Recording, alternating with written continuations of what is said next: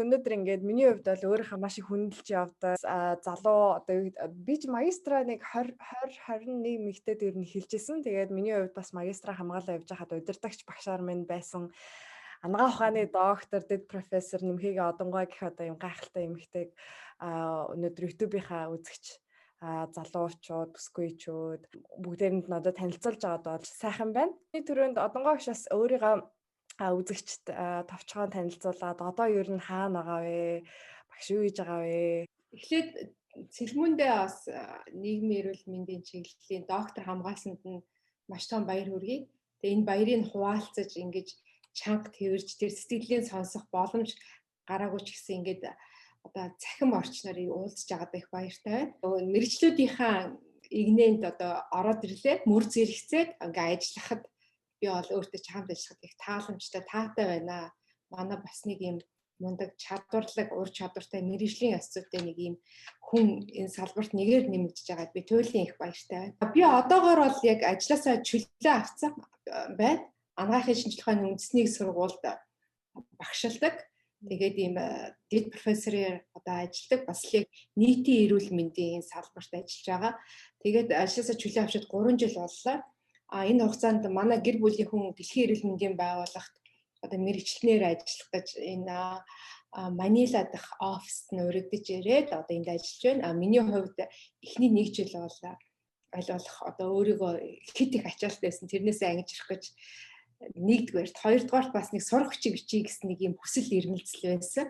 Тэгээд тэр мөрөөдөлтөд хөтлөгдөөд бүр яг 1 жил яг цэвэр яг юм нийтийн одоо зан үйл яг тэг бид нар яагаад энэ хүмүүсийг эрүүлжүүлэх гээд байдгийг энэ хүмүүсийг одоо тэг тэр эрүүл зан үйлдэл болгохын тулд ямар онолын дагуу одоо ямар одоо тэг загварын дагуу бид нар тэр хүмүүст эрүүл зан үйлийг суулгах ёстой юм бэ, бүрдүүлэх ёстой юм бэ гэдэг энэ чиглэлээр манайх сурах хүчийг хомс байсан.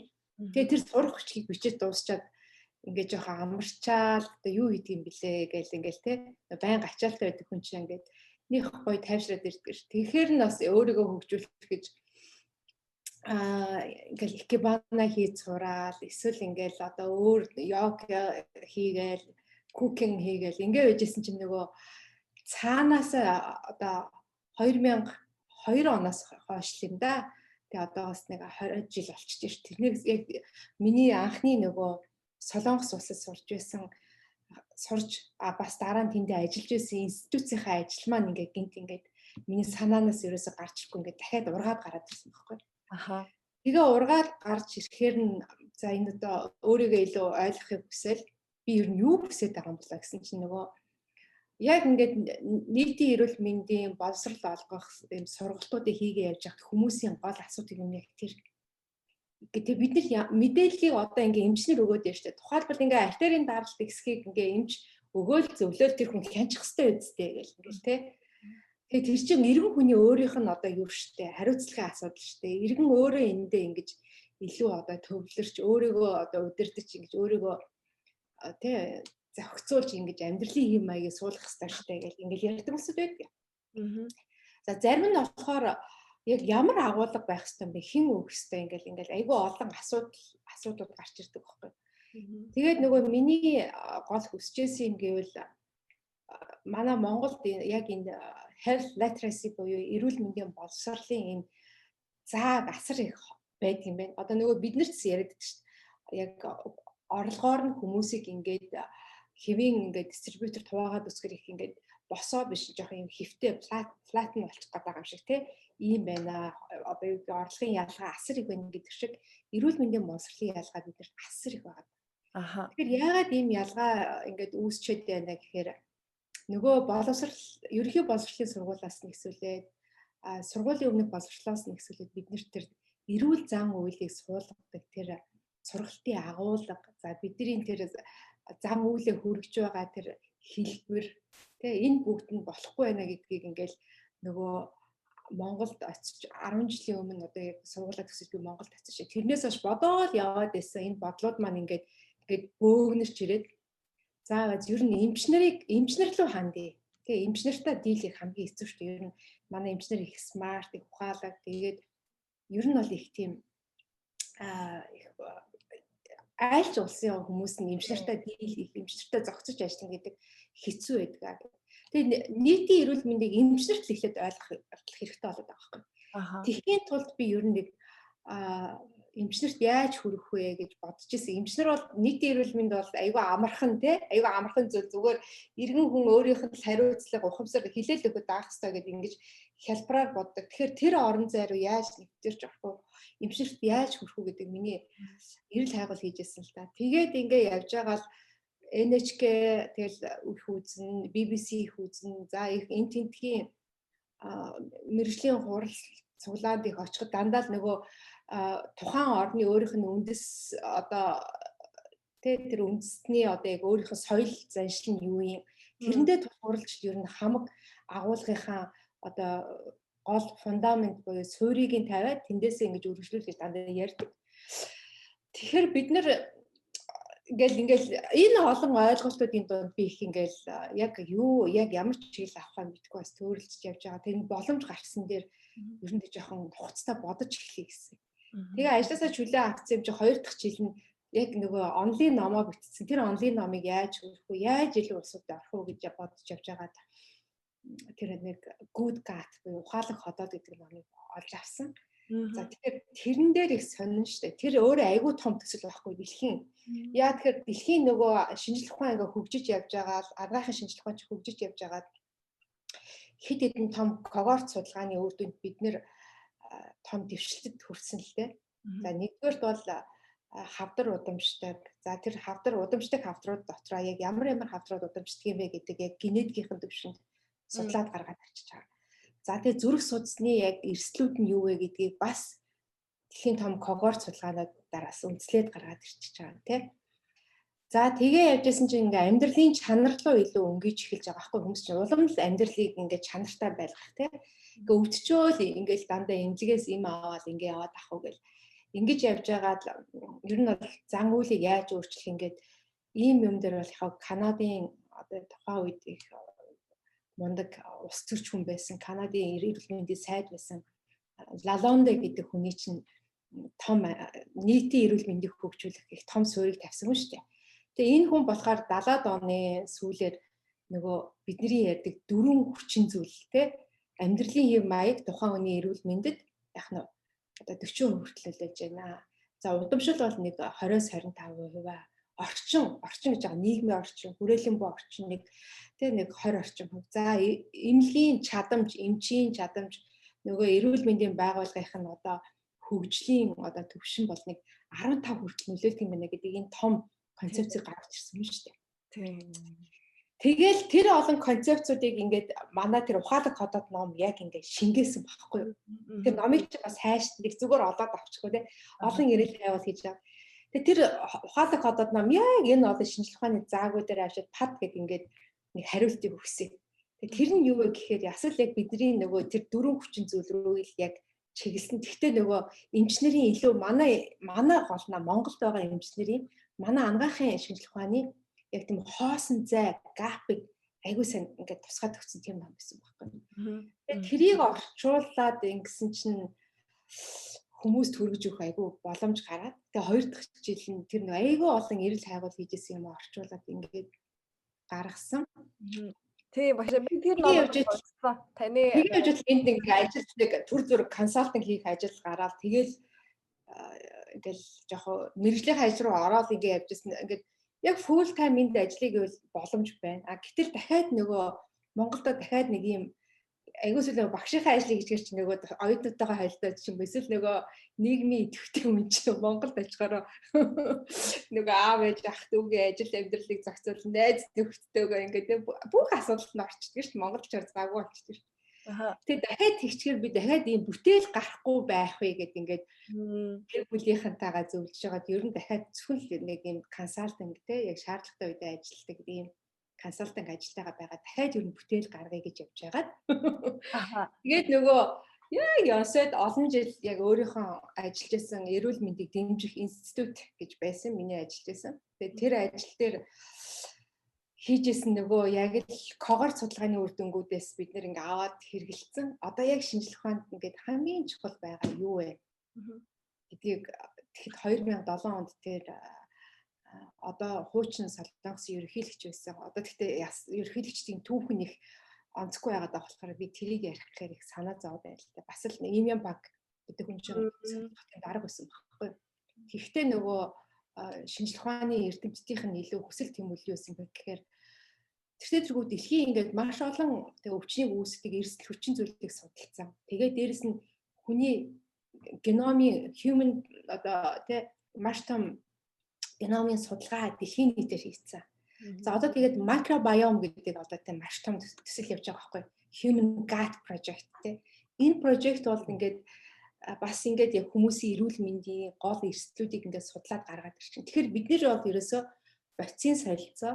Тэгээд тэр дотроо стрессийн дааврыг илүү судалсан тийм когорт судалгаа одоо ингэж солонгосын одоо дэлхийн ингээд шинжлэх ухааны давтсанд хувь нэмэр оруулахын том амбицтай ажлыг гэдэг ийм зорилгоор нэг 12 сая долларын яг тийм бааж төсвийг манай институт гэхдээ авахтаа ийм 4 том эмнэлэг дээр суурилж авч ирсэн. Солонгосын 4 том эмнэлэг.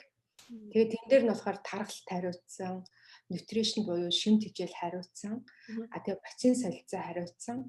Тэгээ манайх гол нөгөө институт өөрөө яг удирдлагын том баг нь байгаад тэгээ ингэж том когорт судалгаа хийжсэн. Тэгээ тэн дээрээс бол дандаа явж байгаа вакцин солилцоо хүний ер нь бол хавдрыг үүсгээд байгаа ингээл гол хүчнжүүдэд шүү дээ архаг өвчнийг үүсгээд байгаа зөөс сүнсний өвчнийг үүсгээд байгаа энэ бүх юм чинь бол явж юм дааврын зохицуулах тэр даавар дотроо стрессийн даавар бол хамгийн одоо хаан шиг ингээ хаанчлалтай. Тэгээд тэр стресс гэдгийг дандаа бид нөгөө сөрөг сэтгэл хөдлөөс гардаг стресс гэж андуурдаг тий тэр андуурдаг. Гэтэл яг объектив шинж чанартай тэр стресс яаж бидний биеийг сүрүүлж байгаа юм бэ гэдгийг их судалж тэр манай когорт судалгаа амжилттай шалгарч тэгж том төсөл хэрэгжүүлчихсэн. Тэгэхээр тэр маань ингээд яг гарч ирж яг Монголд яг өнөөгийн яг одоогийн байгаа эрүүл мэндийн асуудлууд дээр айгүй гоё ингээд зохицож өгсөн байхгүй. Тэгэхээр би бас тэрийгээр дахиад эмчнэрт хүрэх гээд байна.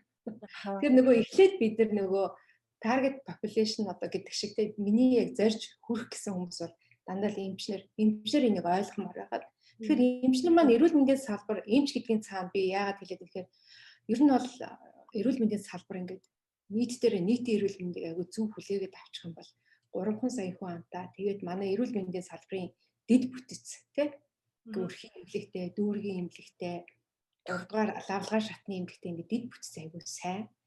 Тэгээ ийм давуу талуудаа ашиглаад энэ 3 сая хүн амыг эрүүл байлгах тийм боломж гарцсан байгаад байна. Тэгээ энд хөв нэмэр оруулъя.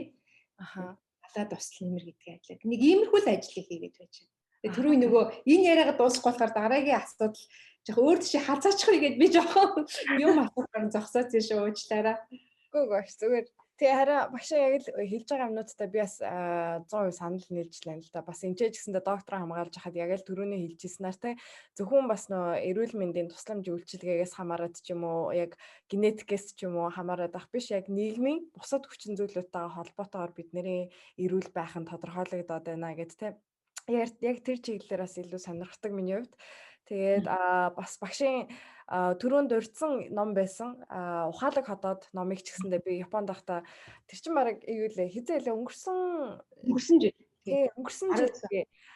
авч уншсан байгаа. Миний хувьд ч гэсэндээ үнэхээр одоо шинэ зүйлийг сурч мэдсэн маш сонирхолтой. Тэгээд өнөөдрийн бас багшийн биднэрт сонирхолох гэж байгаа ном нь маш сонирхолтой ном шиг санагдсан. Би өөрөө сараг яг гар дээр авах байна.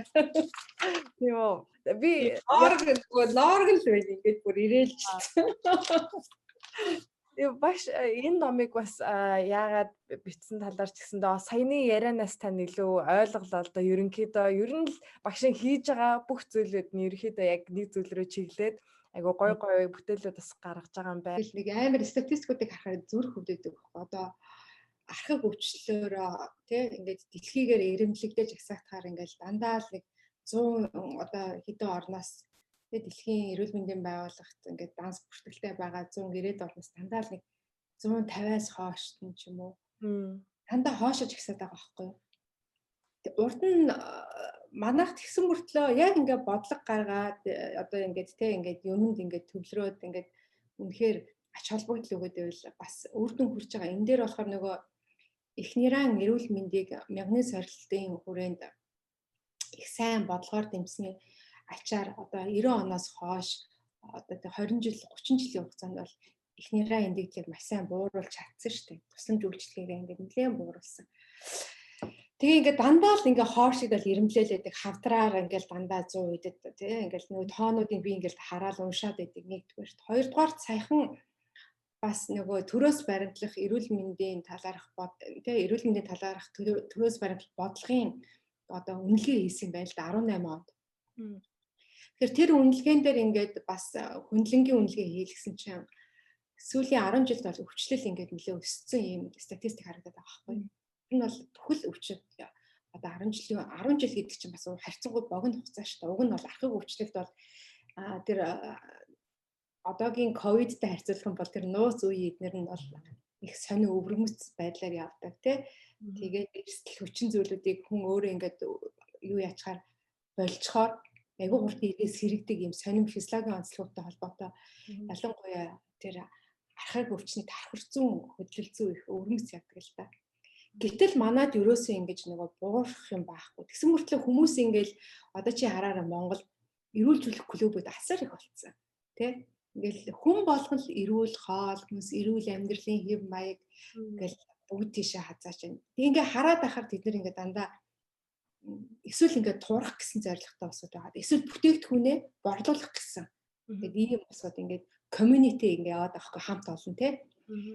Тэгэхээр энэ хамт олонд ингээд хүрэх хүмүүс нь хэм бэ гэхээр бас л нөгөө манай нийгмийн эрүүл мэндийн мэрэгчлэтнүүд энэ чинь хүрч чадахгүй байгаа байхгүй. Тэр дүүрэгт нэг л мэрэгчлэтэн байна.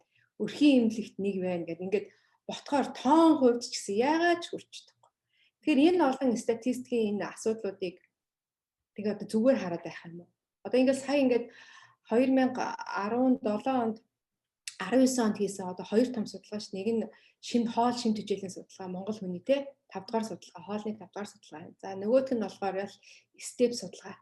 Ингээ хийсэн чинь одоо миний бүр хамгийн харамсаж байгаа зүйлхээр хүүхдүүд бүр асуудал хүндрээд орсон байгаа хгүй. Тэгэхээр дөрвөн хүүхдийн нэг нь илүүдэл жилдээ буюу тархалтаа мөртлөө бичил шим төжээлийн дутагдaltaа гэж байгаа хгүй. Нөгөө А витамин, Д витамин манайх ч бүгдийг нь үзэж чадахгүй шүү дээ бас хязгаарлагдмал байгаа хгүй. Тэр судалгаа хийх одоо тоног төхөөрөмж тэр нутришних одоо шим төжээлийг судлах гэдэг бол маш том нэлээд одоо өндөр түвшний лабораторид хийжээдэг судалгаа шинжилгээ. Тэгэхээр тэрийгэ хийж чадаагүй энгийн юмнуудыг үсгэд бичил шим төжээлийн дутагдалд орсон. За тэгээ насанд хүрсэн хүний хоёр хүний нэг нь илүүдшинтэй буюу тархалттай. Тэгээ ингээ Монголын статистик одоо эрүүл мэндийн үзүүлэлтүүд байдаг шүү дээ. Жил болгон гардаг тийм манай эрүүл мэндийн хөгжлийн төвөөс гаргадаг. Тэгээ ингээ эдгэрийг харахаар ингээд айгүй сэтгэл өвдөд байгаа байхгүй. Тэгээд энэ номон дээр болохоор бас л нөгөө ухаалаг ходоод номыг бол яалтчгүй нөгөө орчуулах ном шүү дээ. Стэнфордын сургуулийн эрдэмтэд орчуулсан. Тэгэхээр зохиолч эрхийг аваад орчуулж байгаа болохоор биднэрт тэр нөгөө агуулгыг өөрчлөх, нэр томьёог ингээ өөрчлөх ирэх байхгүй. Тэгэхээр тэр номон дээр надад нэг хүмүүс хэлжсэн ингээд эмчнэр бол айгүй сайн авсан. Тэгээд нэг хавдартай өвчтөг бүр нэг хүмүүс над руу холбогдоод би ингээд тархины хавдартай айгүй өвөрмц хавдартай. Тэгээд хавдрын эмч маань энэ номыг унших гэсэн. Тэгээд энийг уншихад ингээд би зарим нь ойлгоод зарим нь бол надад үнэхээр хүндэж байна. Тэгэхээр та ингээд бас жоохон өшөө биднэрт зориулсан юм энгийн ном бичээч гэж хэлчихсэн байхгүй. Тэгээд тэр нь ингээд ерөөс ингээд нэг л хүн штэ бус хүмүүс бол зүгээр баяр үргээ гээл нэг тэгээ би тэгэл тэр нөгөө тэр нэг хүн нэг хоёр тэгвэл бас яг манай шүдний нэг чи бидний мэддэг нэг багш маань бас яг хэлжсэн. Одноо ер нь бол англи намыг бичгээр ингээд дандаа эзэн бихтэй ингээд бичээд идэх юм билээ бид нэргээ гээд ингээд яаж тэр орчуулгыг хийх үү гэдэг дээр бас өөрөө сургалт авсан хүнээ надад зааж өгөөд би тэр хүнээс нь бас одоо тий яаж юм бичих үү гэдэг жоохон нэг ганц хоёр удаагийн сургалт аваа. Тэгээд тэрэн дээрээ ингээд ахаад хүн чинь ингээд алтх юм биш та бас. Тэгээд энэ аз жаргал ба стресс гэдэг номыг айл болох бүр энгийн. Тэгээд хүнд хэрэглээтэй нөгөө өөрийгөө ингээд үнэлцдэг, сорилуудаар өөрийгөө үнэлээд тэгээд нөгөө жоргуу олгодог. Одоо урчин сэргийлэх гэдэг чинь тэ өвчин тусцсан хойно эрт илрүүлэх гэж эмдэг төчөө шинжилгээгээр одоо онцлогдох биш шүү дээ. өөрийгөө тэгээ өвчин тусгаас өмнө өөрийнхөө ингээд жижигхэн ингээд гарч байгаа шинж тэмдгүүд одоо ингээд юу гэдгийг гинт нойргууд л ингээд нэг өөрчлөгдөд байгаа ч юм уу эсвэл хотоодны энэ чинь нэг завиулаад идэх ч юм уу эсвэл одоо юу гэдгийг даралт нь үе ихсгээд байгаа ч юм уу гэд нэг иймэрхүү нэг юм яг ингэж бүр архагшчаагүй те эмчийн жороор яг ийм авахаар тийм төвшөнд очиагүй үедээ хүн ингээ өөрийгөө ингээд ерөөхдөө хамгийн их хүн ер нь өөрийгөө ажиглах юм чи өөрөө шүү дээ. Эмч биш шүү дээ. Уг нь бол хин нэг биш. Яг өөрт болж байгаа тэр завир өөрт гарч байгаа юунаас болоод ингэдгийг хамгийн сайн мэддэг хүн чи тэр хүн өөрөө аахгүй. Тэгэхээр бидний нөгөө нийтийн эрүүл мэндийн гол зорилго чинь л тэр шүү дээ. Урьдчилан сэргийлэхтэй гэдэг тэгээд эрүүл мэндэд хамгаалах гэдэг аахгүй. Өөрийнхөө байж болох боломжоор эрүүл мэндэд хамгийн дээд түвшинтэй хамгаал гэдэг аахгүй. Тэгэхээр тийм одоо мэдлэгийг хялбар суулгах нэг юм дадалтай болох гэдэг чинь нэг хүн ингээд өөрийгөө ер нь бол ингээд сорилын дагуу бүглөөд стрессийн түвшин ямар байна буюу одоо тий нөгөө стресс гэдэгт би одоо хэлье гэж бодоод байна юм уу. Бидний ярьдаг ерөнхийдөө бол дөрвөн түвшинд хувааж авч үзэл байгаа юм л да. Хамгийн нэгдүгээрт бол хоол хүнс бидний тэнцвэргүй идэж байгаа хоол хүнс. Тэгэхээр монголчуудад би энэ орон зайраа орох надад маш их эсэргүүцлэх эрдэлтэй баха одоо тохируулж идэхээр бид нар ингээл хэдэн зуун жилээрээ бах идсэн. Балын гаралтай өөх бол угаасаа зүрх судасны өвчлийг чинь үүсэхгүй гэдгийг судалсан штэ гэж зарим нөгөө эмчнэр хүртэл ороод ирдэг байхгүй юу. Гэтэл нөгөө яг хэмжээ гэдэг юм бид мартчихдаг тэр хооронд тий хүн л эмч нөгөө орцсон. Тэгээ юутай хааслуулгүй гэдэг. Тэгэхээр яалчгүй нэг одоо стресст оруулдаг зүйл бол тэнцвэргүй хоол. Тэнцвэргүй хоолд яаж оруулж яах гэхээр боцын солилцоонд очиод нөгөө нүүрс ус өөх тос уураг гэл ингээл тий айгүй энгийн 3 гол макро элемент байгаа шүү бид нар шимжиж ил болдог.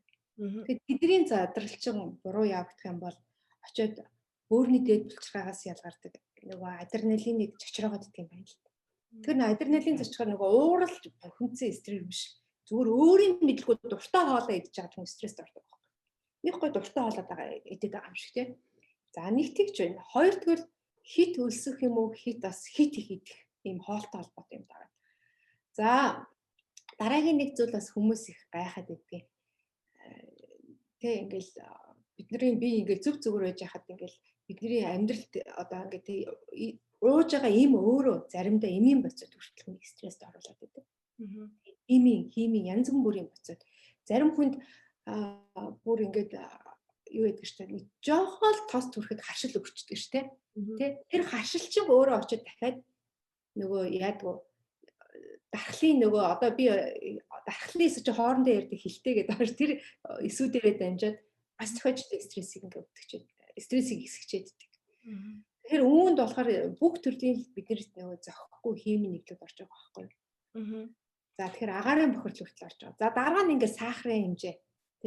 Ер нь бол сахар хамгийн айхтар нь сахар өөрөө стрессийн мессенжер дамжуулагч байхгүй. Одоо чи битэрийн донд ингээд мессеж дамжуулдаг нэг хүн байдаг чиг сахар бол ингээд мессеж дамжуулаад. Жохон л глюкоз цуснд жохон л ихсэл бол нөгөө тэгтээ нөгөө юу штэ богино хугацаанд айгу хурдан задардаг сахаруудыг би хэлээд байгаа штэ. Тэр сахарууд маань ингээд ихсэл бол эсвэл ингээд хооронд эсүүдийн хооронд ингээд нэг ингээд янз бүрийн мэдээлэл дамжуулаад энэ тэнд ингээд бөмбөг дэлбэлээд байдаг шиг айгу сахилахгүй нөхөр шиг тийм байдлаар ч стресс ихсгээд идэг юм байна л да.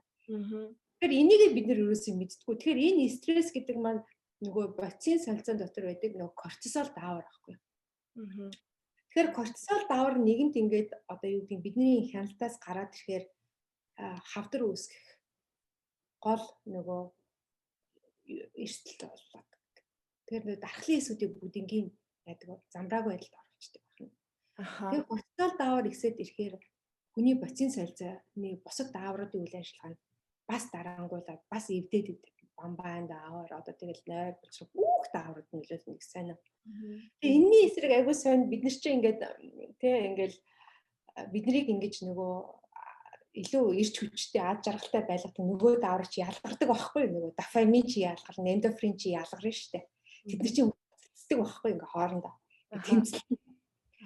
Тэгээ ингээ хэрвээ тэр тэмцэлт нь эзэн хүн өөрөө тус болохгүй бол тэгэл нөгөө архаг өвчин хавдар чихрийн шижин зүрх судасны өвчин тэгэл нөгөө бидний даргалтай холбоотой харшил гэл ингээл аастан ханиад байнг хүрч байна. Энэ нөгөө ковид чинь ч хүртэл тэрнтэй холбоотой ингээд аюу сан. Тэгээд тэр стрессийн энэ даавар бидний бийд байдаг нөгөө бас бичил биетүүдийн зохицуулгыг хүртэл ашигтай бактериудыг хүртэл ингээд юуг нь алдагдуулчихдаг. Төрөл зүйл хоорондох нөгөө үйл ажиллагаа одоо тэр вакцин солилцоод бүх юм нь алдагдуулдаг.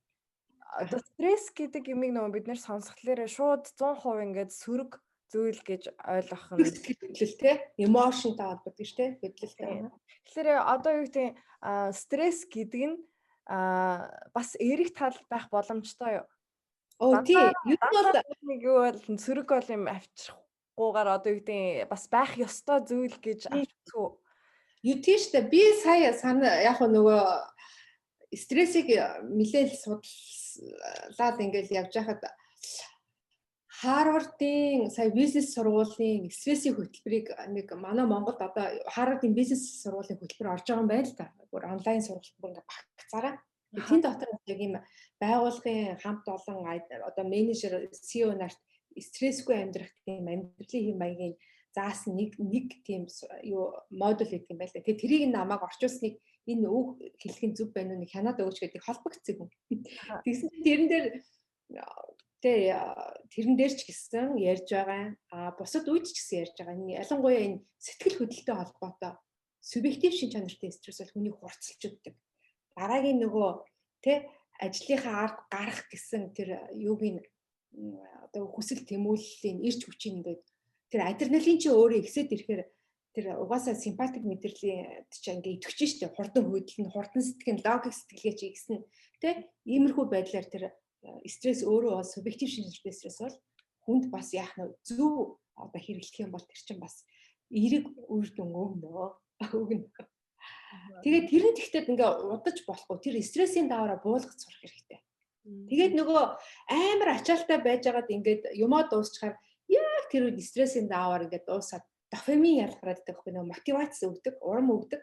Дофамин ялгараад тэгээд ингээд гоё релакс болоод тэгэл нөгөө өөрийнх нь нөгөө тэр яг ойр дотны хайртай хүмүүст нь өөрийг нь ингээд жоохон ингээд урам өгөөл амжилт хүсэл нэрээ чи энэ үед айгүй хэцээсэн шүү гэдэг нэг жоохон ингээд халамж өгөхөд тэр окситоцин даавар ялгараал ингээд тэмцэрчүүлээд байдаг л да. Тэгэхээр сэтгэл хөдлөлтөй холбоотой одоо субъектив шин чанартай стресс бол тэрийг зохицуулахад их амархан. Гэтэл бидний энэ номдэр бичсэн объектив шин чанартай гэдэг ааш хоол хүнстэй холбоотой, сахартай холбоотой, эсвэл химийн бодистой холбоотой, эсвэл нөгөө тухайн хүүхдийн яг ихийн хөвлөд бодож явах үедээ өртөж байсан тэр хүчин зүйлүүдтэй холбоотой, агаарын бохирдолтой холбоотой, юм хит их дуу чимээ шуугантай холбоотой үүсэж байгаа стрессийг зохицуулах бол хүн мэддэггүй байгаад байдаг байхгүй. Юусэн мэддэггүй тэрийг.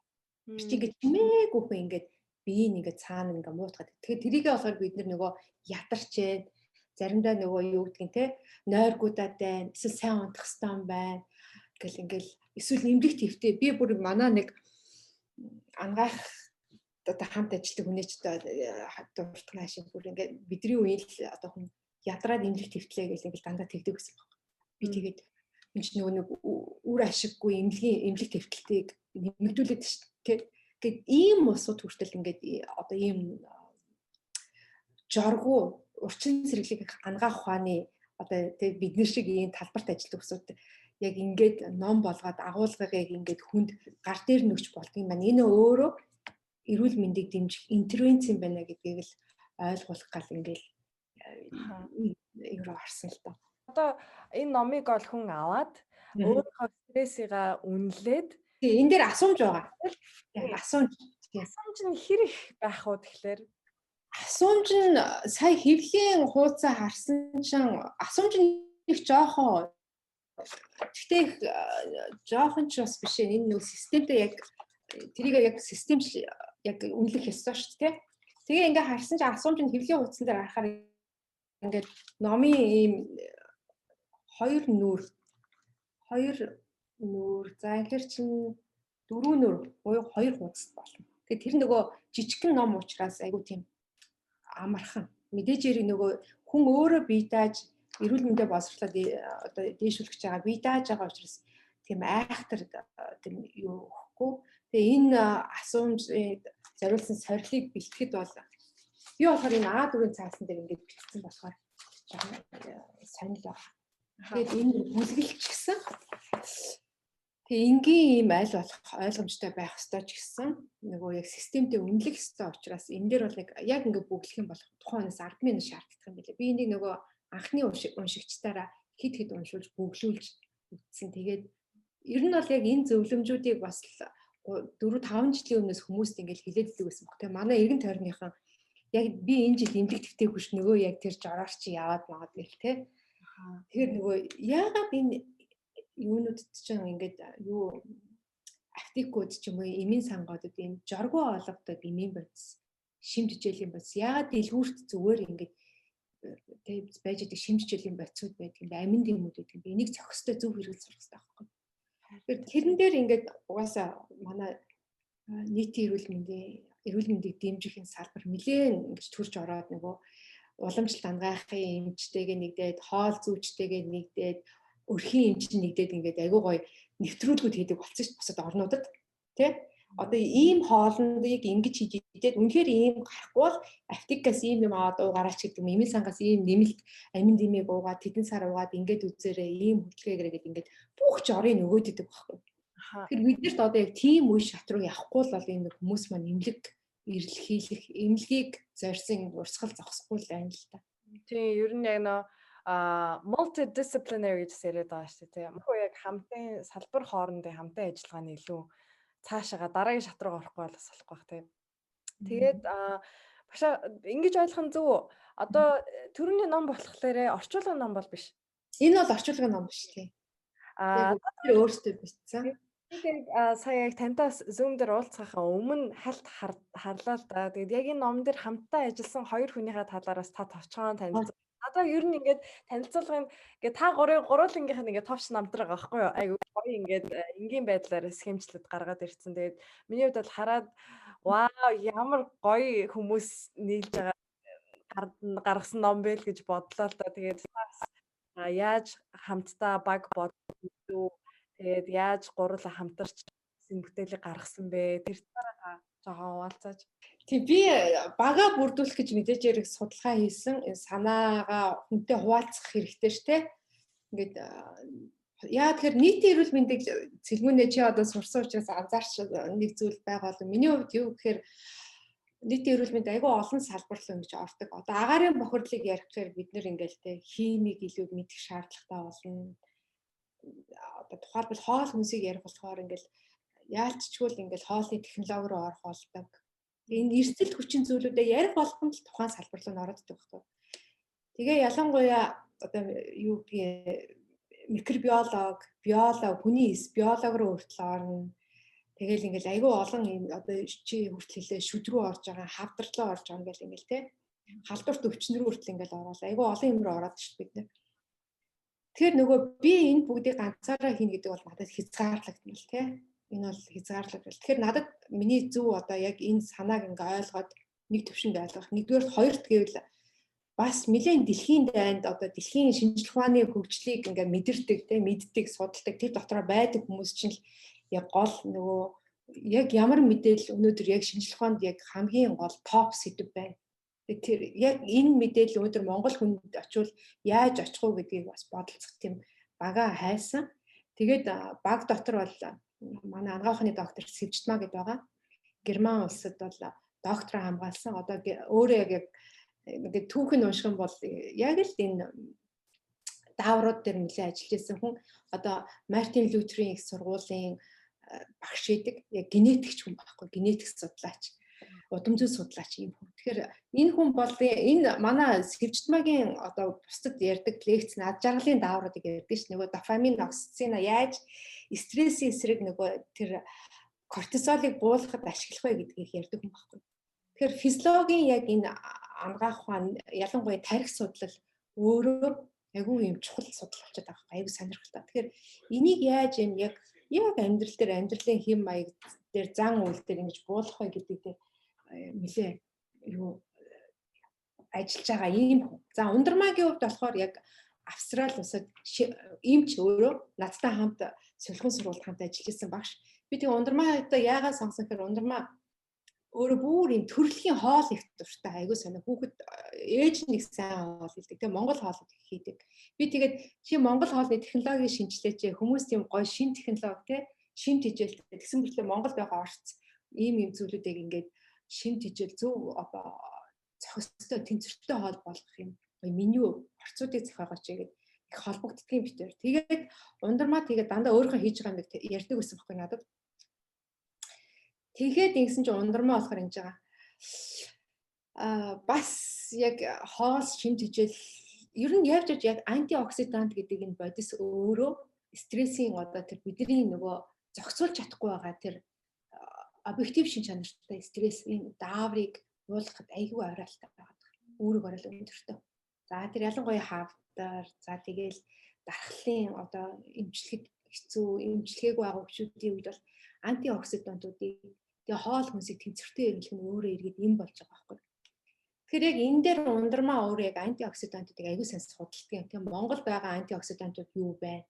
Ямар жимсгэнд байгаа энэ антиоксидантуудыг яаж хэрэглэхэд нэлээд орон судлаа явж идэг хүүхэд гэж байхдаа манай багш байхгүй. Тэгээ биднээс 10 гаруй дүүч гисэн тэгээд нөгөө энэ том ажлын ард гараад аягүй зоригтой гараад тэгээ агуулга дээр нэлээд суугаад тэгэл яг ингээд би аягүй шахан нөгөө тхийг ундраад яг тэр шахчих гэсэн тэгээ тэрийг ингээд давж гараад нөгөө том шаарлыг давж гараад заримдаа баг нөгөө чи бистэ яг би сөхөрч унлаа шүү гэл тэгж байгаа л энэ номныхаа гарцгаас энэ баг хүртсэн.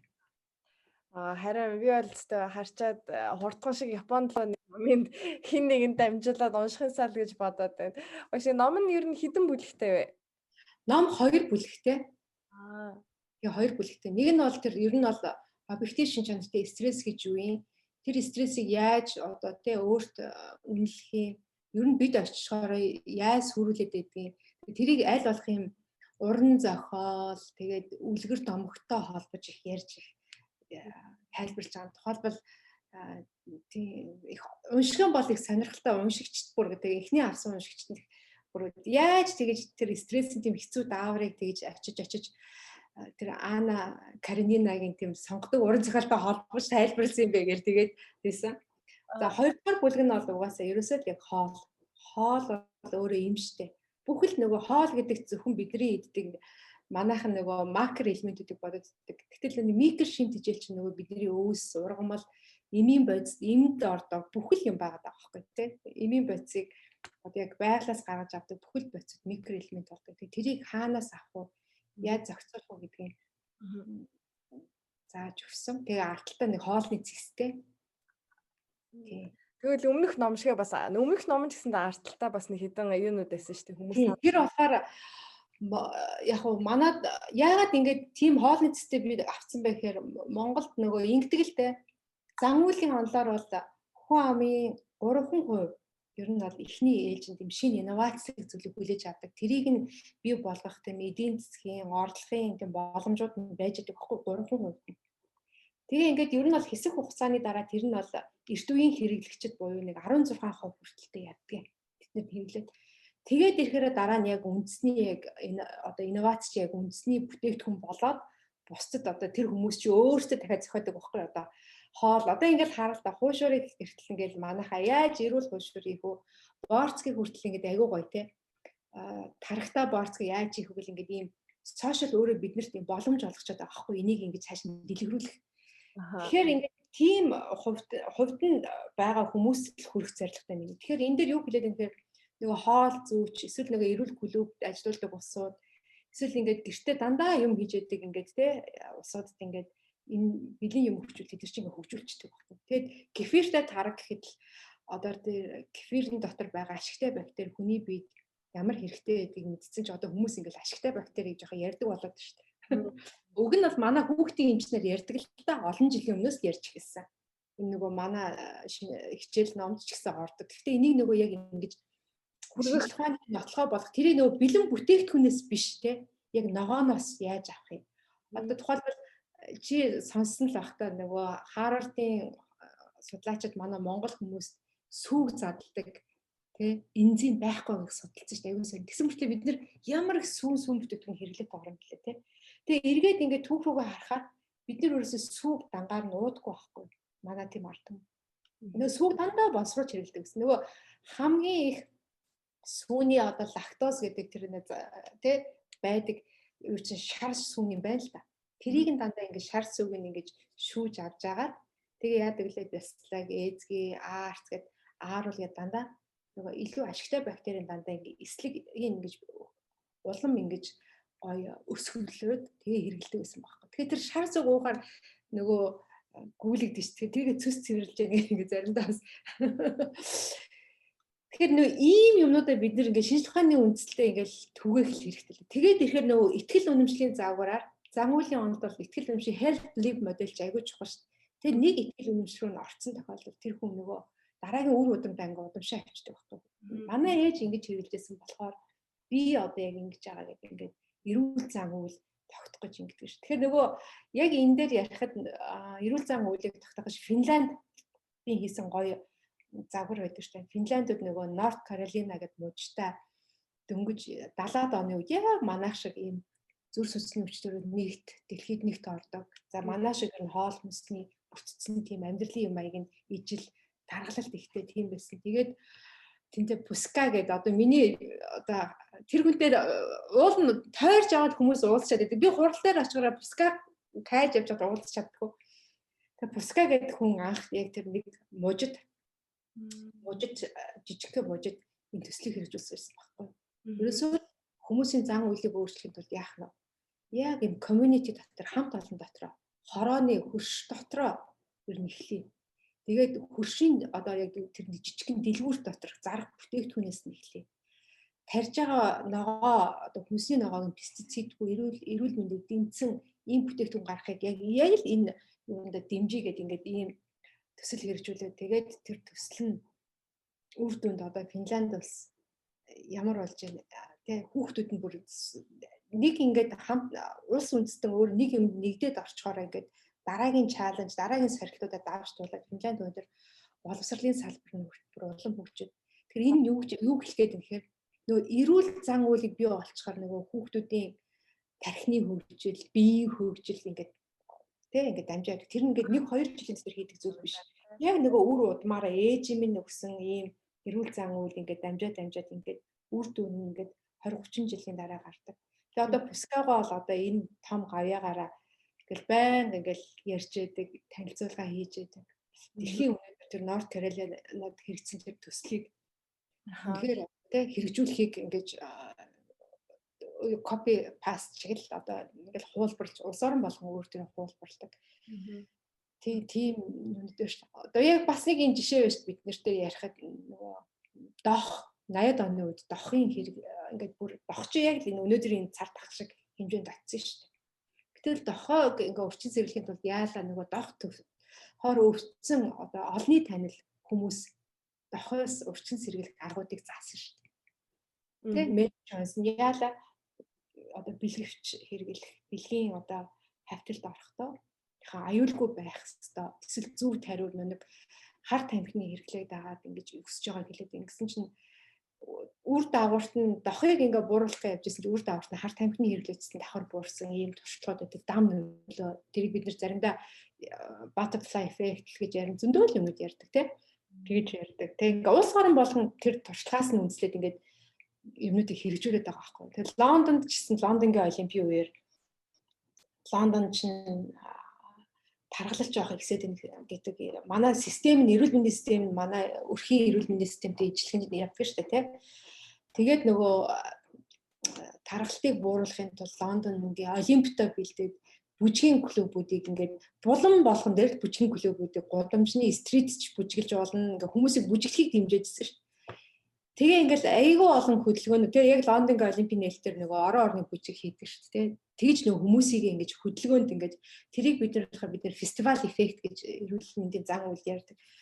Тэгээ энэ мэтчлэн юмнуудыг ингээд бид нар айгүй зөв хийх хэрэгтэй байхгүй. Тэгэхээр миний санаа бол ерөөсөө ийм номнууд гаргаад тэрийг хүнд өгөх тэгээ ингээд хэрэгжүүлэх юм зан үйлүүд ингээд нэгдээд энэ олон хүнд хүрээсээ би тэгээ энэ олон хүнд хүрэхэд нь би ч нэг жоохон нэмэр болоод энэ юмнуудаа ингээ хүмүүс зөв ойлгох гэдэг өөрийнхөө салбарыг тэгэл тэг ингээ явж исэн чинь номрууд руу орсон. Тэгээд би дахиж гарахгүй байх гэж одоо Гарчлаа. Яаж амжуулаад байдгийг айгүй хордоо араас нь юм бүтээлүүд гараад. Гэтэ яалччгүй нөгөө health literacy буюу эрүүл мэндийн боловсрал гэдэг юм манад бол нэлээд хаягдсан байдаг. Тэгээд ерөнхий боловсролын сургуулиас за тэгээд цэцэрлэгээс нь ингээд ихсүүлээд ингээд тэр эрүүл зан үйлийг дадал болгох аюул чухал гэдэг. Тэгэхээр одоо тухайлбал бүр ингээд батлагдсан шүү дээ. Аав ээжийн тамхинаас гарах гэж насанд хүрсэн хүмүүстэй ажиллаж байхаа цэцэрлэгийн насны хүүхдүүдэд нь ингээд тамхины хоор уршиг таниулаад тамхи ингээд тэ яаж гарах вэ үг мүгийг ингээд хүүхдэд ингээд хэлүүлээд ингээд зан үйлийн онол дээр үндэслээд ингээд интервенцүүд хийсэн чинь тамхины нөгөө хэрэглээ буурдгүй орнуудад үзүүлэлтүүд аюу сайн гарч ирсэн байхгүй. Тэгэхээр бид нар монголчуудын хувьд болохоор миний яг үнэхээр ингээд санаа зовдөг юм байвал нийтийн эрүүл мэндийг хамгийн түрүүний ямар ч одоо эрүүл мэндийн сайд ямар ч засгийн газар жоохон ус төрчих гээд байна уучлаарай шийдвэр гаргачлаа болохоор ялч ийшээ орохгүй байна тий. Тэр усууд чинь ингээд нийтийн эрүүл мэнд бол бидний хамгийн гол одоо үндсэн зорилго хамгийн нэн тэрүүнд одоо тий нийтийн эрүүл мэндийг бид нар одоо асуудлуудыг шийднэ гэж ярьдаг.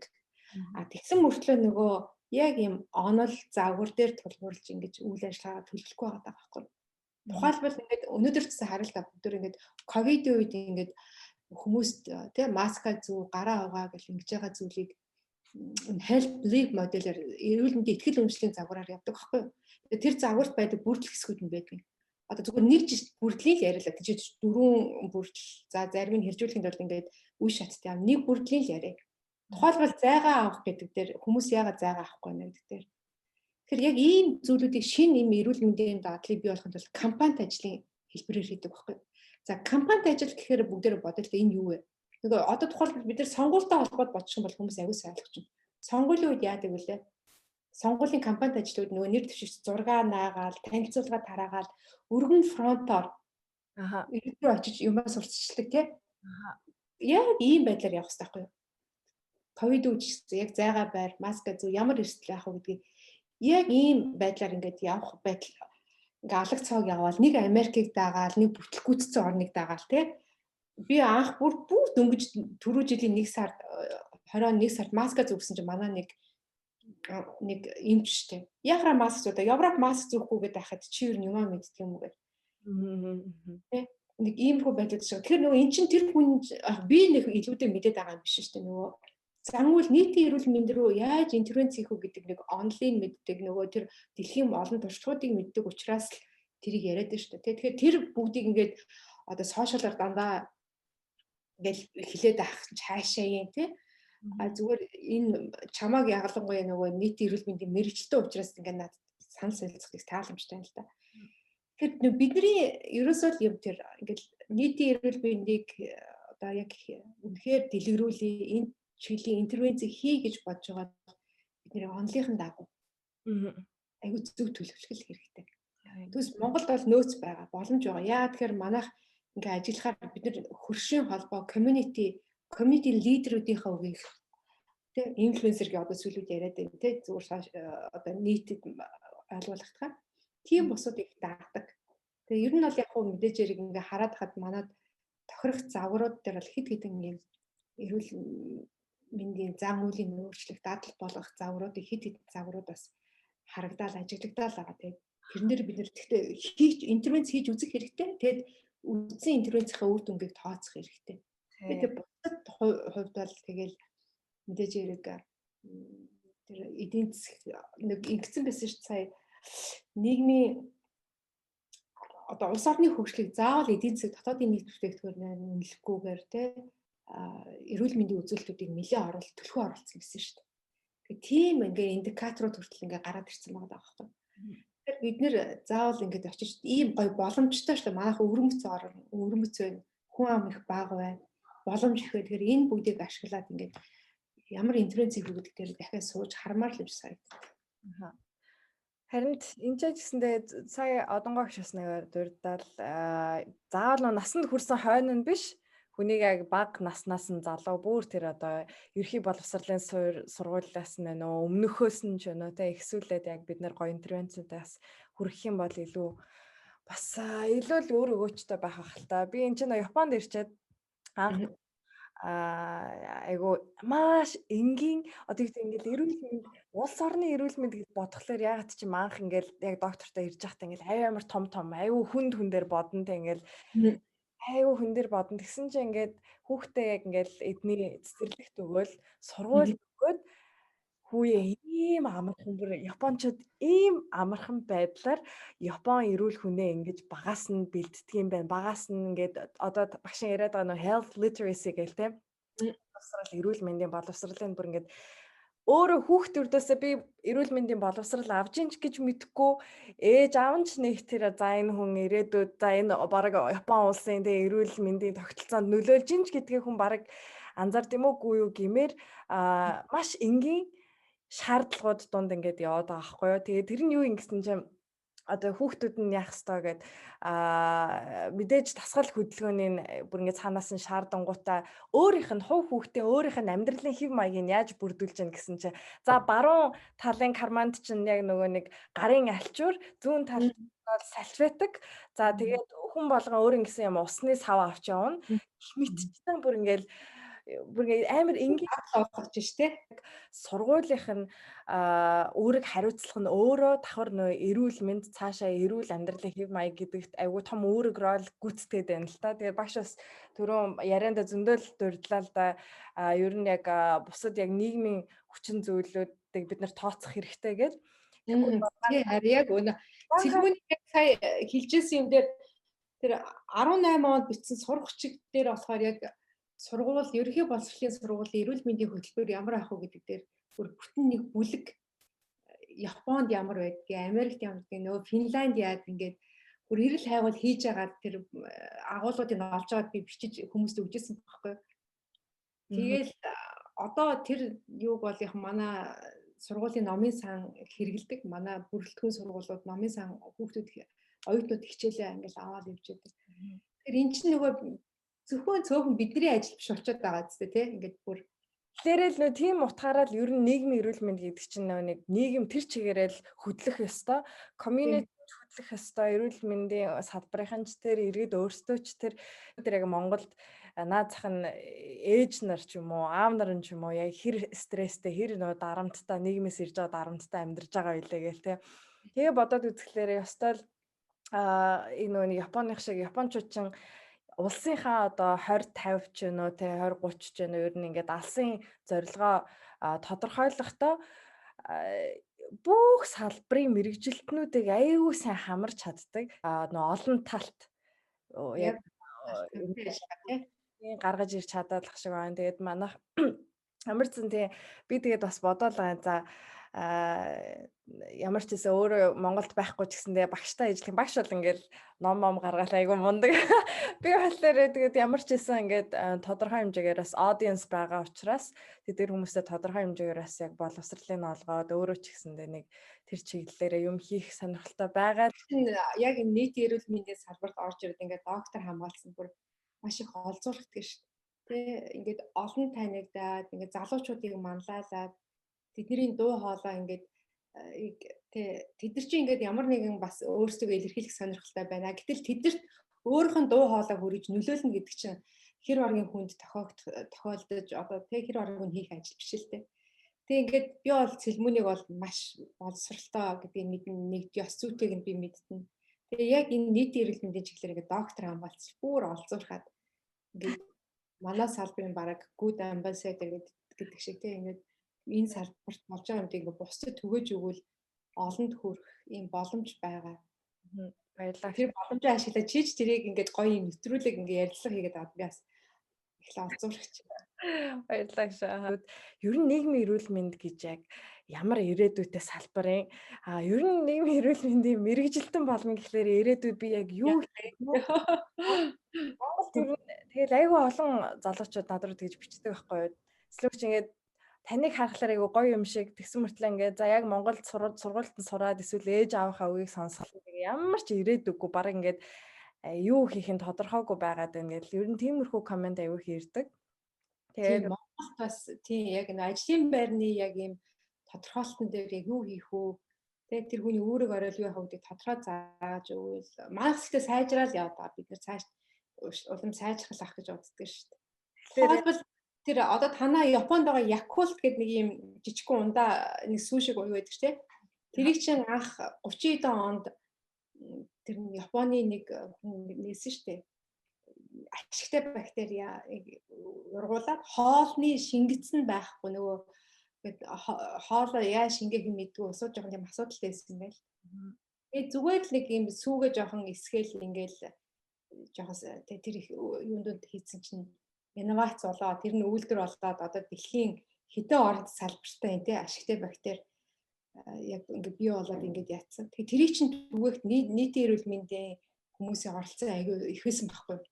Тэгээд тэрийг явж байгаа дараа тэрийг яасан гэхээр Сингапурын хоол судлалын институт тэрийг чинь бүр тэр бактериудыг авч сансар төрөлөө авч судалсан шүү дээ. Сансарлаг гарахт нь бүр тийм сансрын нисгчдийн хоолыг бэлддэг институт байдаг байхгүй.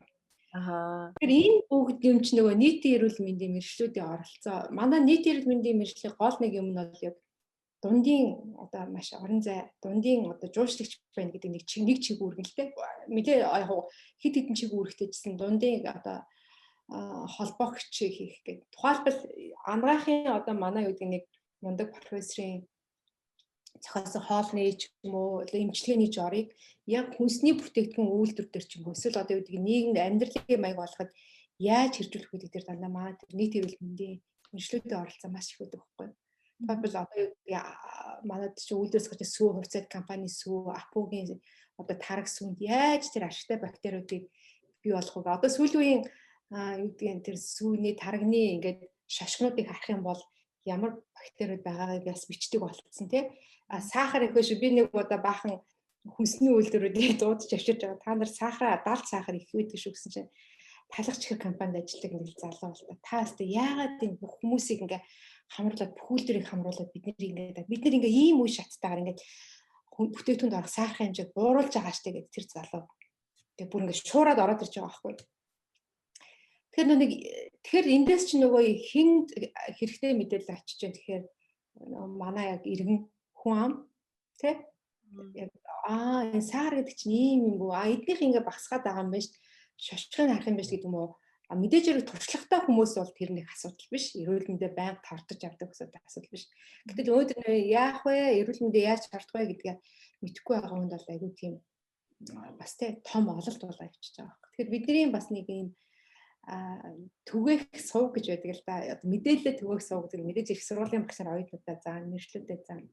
Бас яг иргэдтэйгээ холбогдохын тулд сошиал сувгуудыг ашиглах, медиаг ашиглах юм. Тэгээ манайд ч одоо эрүүл мэндийн нэвтрүүлэг бас их сайжраад байгаа. Харин тийм сэлмүүн шиг ийм улсууд бас ингээ яриад ингээ түгээгээд байвал би анх бас Японд ирчээд нэрээ зурагтаар гарч байгаа контентууд энэ хараад яаж ямар байдлаар бэлтгээд хүнд хүрэж байгааг хараад бодлоо айгүй хатаарч ирсэн.